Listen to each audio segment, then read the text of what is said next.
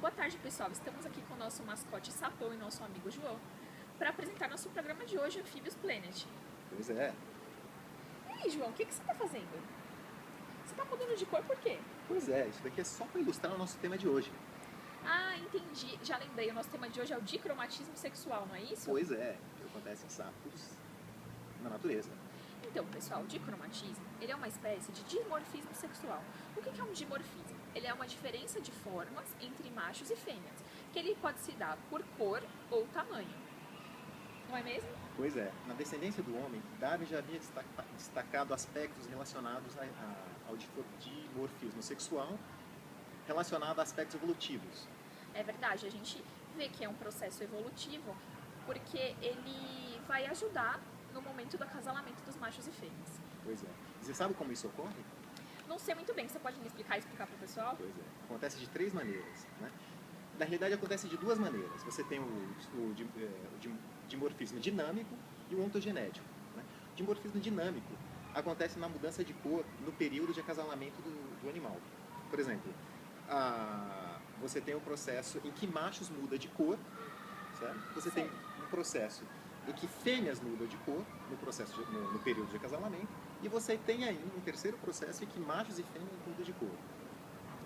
O processo em que machos mudam de cor, na realidade, é um processo normal que acontece na natureza, em que o macho disputa a preferência da fêmea entre machos, né, para copular com a fêmea, para fazer com que seus genes passem adiante no processo da evolução, conforme a gente conhece.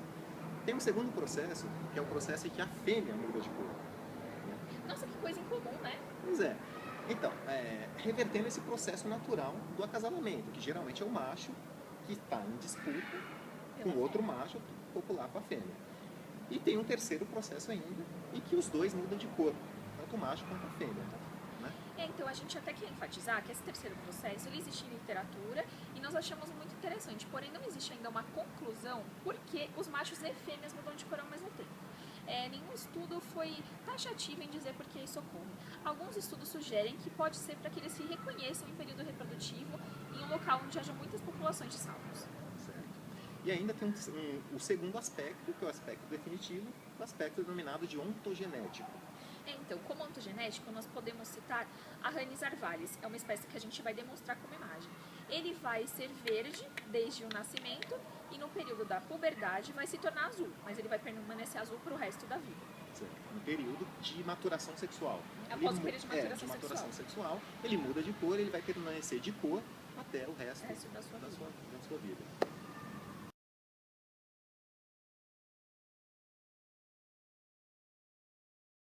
Bom, agora que nós demos um exemplo, nós vamos explicar detalhadamente como esse processo ocorre nos anfíbios.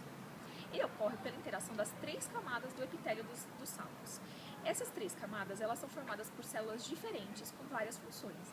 E de acordo com os estímulos ambientais e guiadas pela informação genética, elas vão gerar essa alteração de cor, não é mesmo? Isso, são os cromatócitos, né, conforme a Carol falou, são células pigmentadas que compõem o epitélio desses animais, dos sapos. Como acontece? Na verdade são 3 camadas. Tá? A primeira camada é uma camada não refletora, antirrefletora, com 2 células epiteliais denominadas de xantóforos e euritróforos. Os xantóforos geralmente é responsável pela coloração amarela. Né? E os euritróforos é responsável pela coloração vermelha. Não necessariamente pode variar de espécie para espécie. Né? Tem uma segunda camada, uma segunda camada que está ali incrustada entre os xantóforos e euritróforos, que são os iridróforos, que geralmente, de um modo geral, está relacionada à coloração azul, né, e ao processo da iridescência, ou seja, ela reflete luz. Né? E tem uma terceira camada, a camada mais de baixo, que são os melanócitos ou eumelanócitos, que são substâncias responsáveis pela coloração escura, né, marrom ou preta. Né? Por exemplo, o animal, de acordo com o estímulo que ele recebe, ele vai mudar de cor a sua coloração para verde, né, ou azul. Então, assim, há uma interação entre essas 3 camadas, né, há uma retração da pigmentação, por exemplo, do vermelho, e há uma interação com o processo da incidência da luz que interage com a primeira camada não refletora dos xantóforos, que são amarelas, que dá uma coloração verde no animal.